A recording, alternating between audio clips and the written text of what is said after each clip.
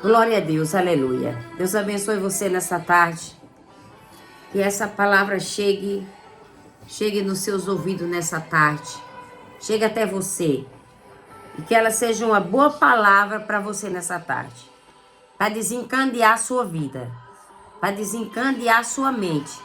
Para destravar você. No que você estiver travado. No que você estiver alinhado, embaraçado. Que a palavra de Deus nessa tarde possa te desencandear. Que a luz de Deus possa chegar até você para te ajudar, para te orientar. Pois a palavra de Deus diz que quando alguém está em Cristo, torna-se uma pessoa totalmente nova por dentro. Já não é mais a mesma pessoa. As coisas antigas já passaram e teve início a uma nova vida. Então, quando alguém está em Cristo, se torna uma nova pessoa. E muitas vezes a gente se esquece que nós somos uma nova pessoa. Muitas vezes a gente quer vestir as armaduras antigas, as ataduras velhas. A gente quer carregar. A verdade, irmãos, eu vou dizer aqui para cada um de nós que estamos aqui.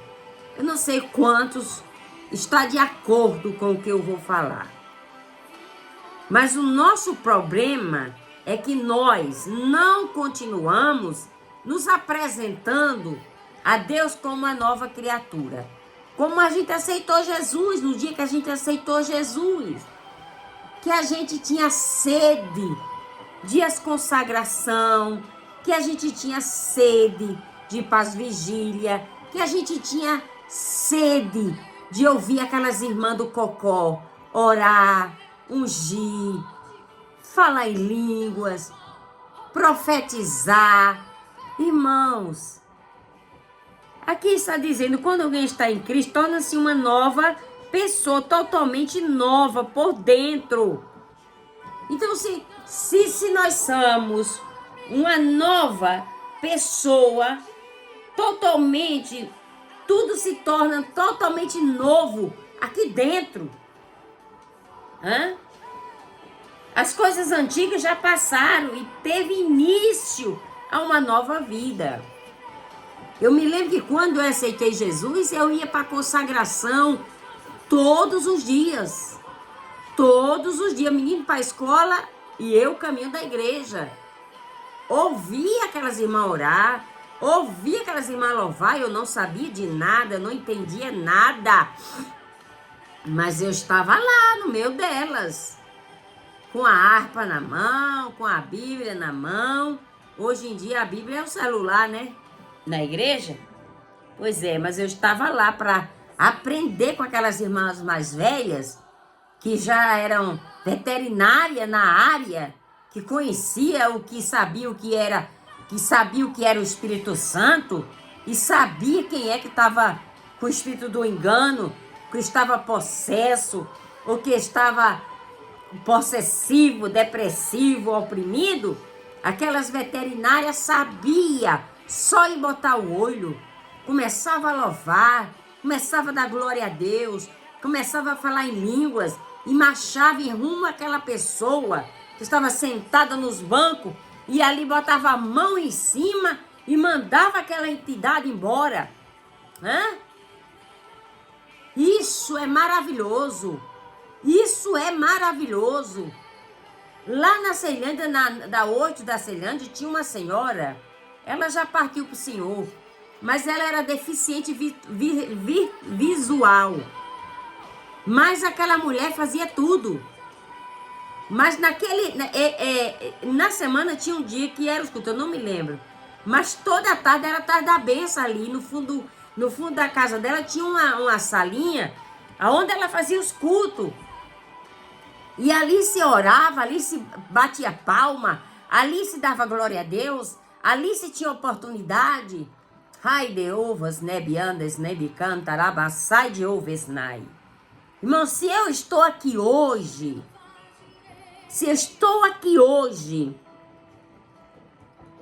é as orações que têm me mantido de pé. Porque vontade de largar tudo, e vontade de chutar o pau da barraca, e vontade de muitas vezes mudar de telefone, mudar de endereço, não dar endereço para ninguém, isso, a maioria das pessoas tem vontade de fazer isso. Mas a gente olha para Cristo e a gente diz, não, vou esperar mais um pouco, porque eu sei que na hora certa Deus irá agir. Eu esperei 25 anos para Deus agir numa causa minha. Quando eu achei que eu não tinha mais jeito, que não tinha mais solução, aonde eu já estava vendo tudo que era meu acabado, quebrado, destruído, que não tinha mais nenhuma cadeira para sentar, foi quando Deus falou comigo e disse, se você passar por esse vento, dando glória, você vai ver o que irei eu fazer na sua vida. Então, irmão, chegou a hora, chegou o dia, que até a casa que eu morava, eu tive que vender. Tive que vender. Porque, irmãos, não é fácil. Eu não vou estar aqui contando o meu passado. Mas eu só quero dizer para você que até a casa que eu morava teve que vender para pagar a dívida. Tá? Mas Deus falou para mim, vai-se os anéis, fica-se os dedos. Eu tô falando assim no meu verbo, das minhas palavras, né? Te dando a interpretação do que Deus falou para mim. Deus falou para mim que eu ia passar um vento muito grande. E eu passei aquele vento e falei, pronto, agora acabou. Deus não tá mais comigo, não. Agora pronto, tô sozinha nesse vale, tô sozinha nesse deserto.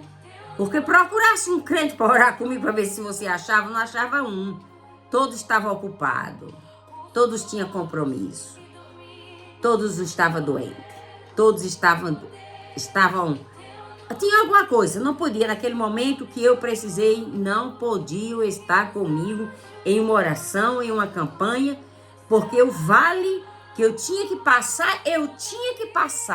Não era com ninguém do meu lado, eu tinha que passar aquele vale e acabou. E quando Deus falou, vai Suzane, com seus dedos, apareceu uma oportunidade para mim. Então eu tive que pensar, repensar e refletir. Se eu ficar, Faraó me mata.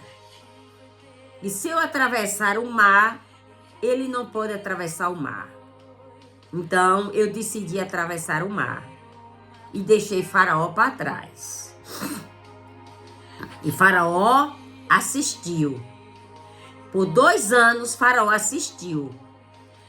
Que ele não era nada. Uma pessoa que humilhou, que atirou pedra, que esculhambou com o crente, com Deus, vê essa pessoa pedir arrego.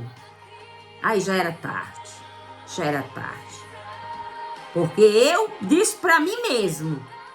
Não foi Deus que disse para mim não olhar para trás não, viu, gente? Deus me deu opção. E eu escolhi a opção de não olhar para trás. Eu disse para os meus filhos, quando eu chegar naquele aeroporto, eu não vou olhar para trás. Eu não vou olhar para trás. Porque eu sou uma mulher que quando eu tomo a decisão, irmãos, na minha vida, eu cumpro com a decisão que eu tomo. E eu estou aqui até hoje. Já faz 20 anos que eu tomei essa decisão na minha vida. Deixei tudo para trás. Deixei filho, deixei o marido que xingava os crentes, xingava Deus. E 2 anos após, Deus levou ele. Então, o meu Redentor vive. E eu sei que nenhum dos seus pensamentos pode ser impedido. E que na hora certa Deus chega com resgate. E na hora certa Deus cumpre com a palavra, Deus cumpre com a promessa dele. É por isso que eu estou dizendo, quando alguém está em Cristo, torna-se uma pessoa totalmente nova por dentro. Deus, ele me fez nova por dentro. Deus me fez nova por dentro. Eu não sou santa. Eu sou uma mulher explosiva. Eu sou muito explosiva. Mas também tem hora que eu me calo. Porque se eu me calar, é melhor explodir. Do que se eu me calar, eu não sei o que pode acontecer. Então, as coisas antigas na minha vida já se passaram. Deus fez tudo novo para mim. Deus já me deu, já consegui conquistar aquilo que eu deixei, que eu perdi no passado. Deus já me fez conquistar. Deus já me deu muito mais do que eu tinha antes, porque eu me entreguei, eu me lancei. Eu não me preocupei. Como é que eu estava sendo a minha saída? Com a mala? Sem dinheiro?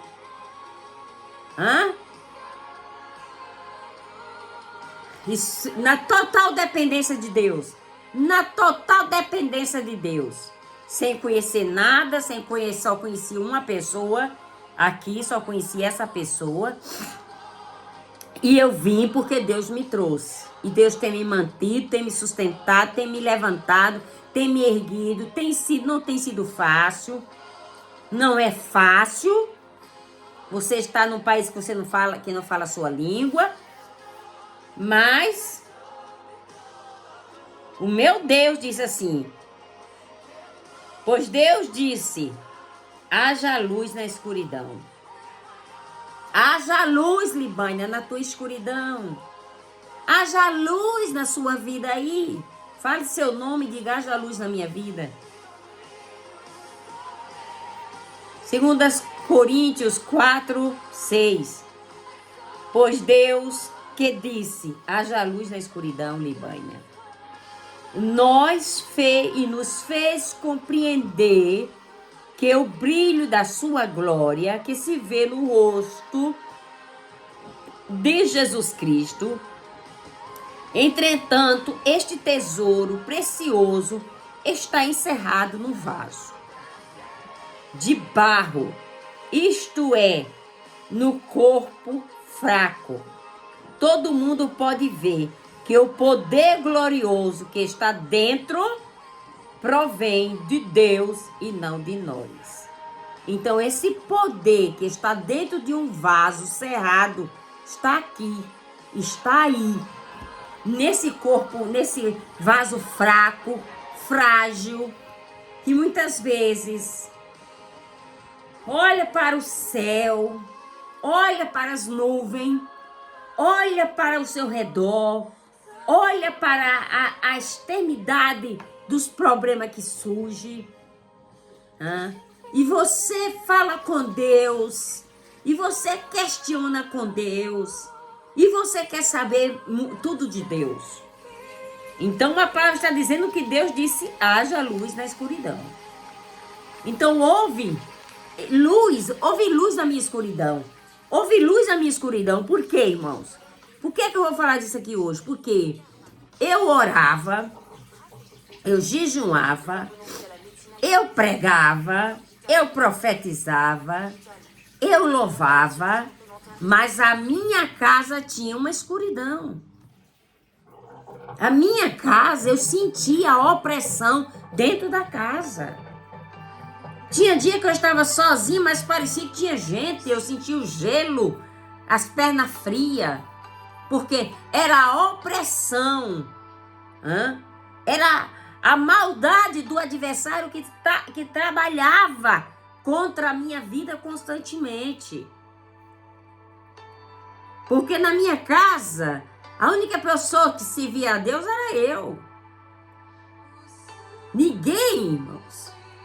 Depois que fizeram 15 anos, não quiseram mais saber de igreja. Não queriam, era cafona.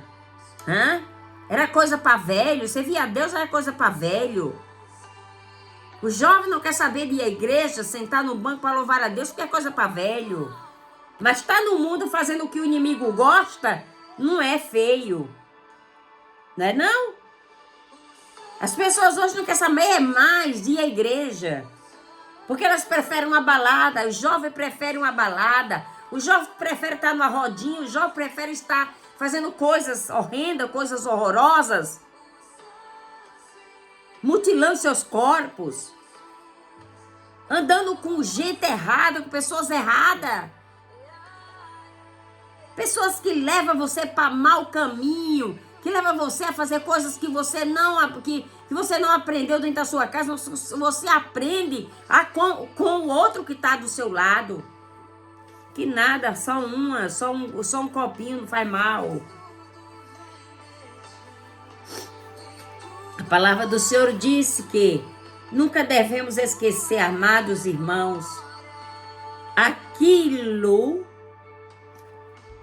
que aconteceu ao nosso povo no deserto.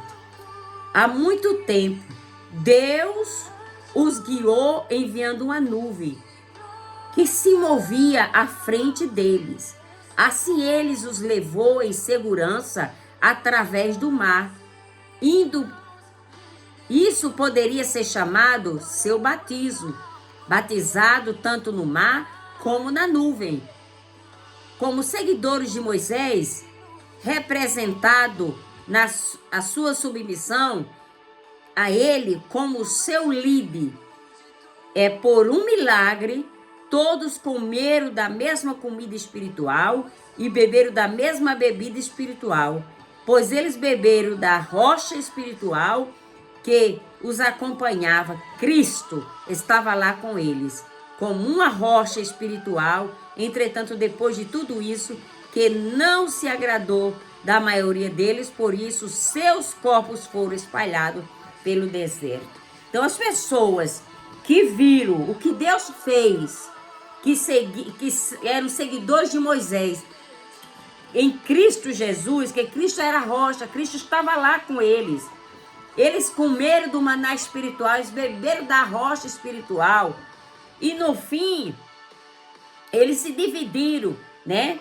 Eles se dividiram com práticas a imoralidades sexuais. E ali a palavra de Deus está dizendo, se você continuar lendo, 1 Coríntios 10, que 23 mil caíram mortos num só dia. E não ponha o Senhor à prova como algum deles fizeram. Então nós não podemos pôr Deus à prova como alguns deles fizeram. Então nós não podemos, irmãos, esquecer o primeiro amor de Cristo. Eu ainda me lembro como hoje, o dia que eu fui para a igreja, aceitei Jesus. E me tornei uma pessoa interessada a compreender.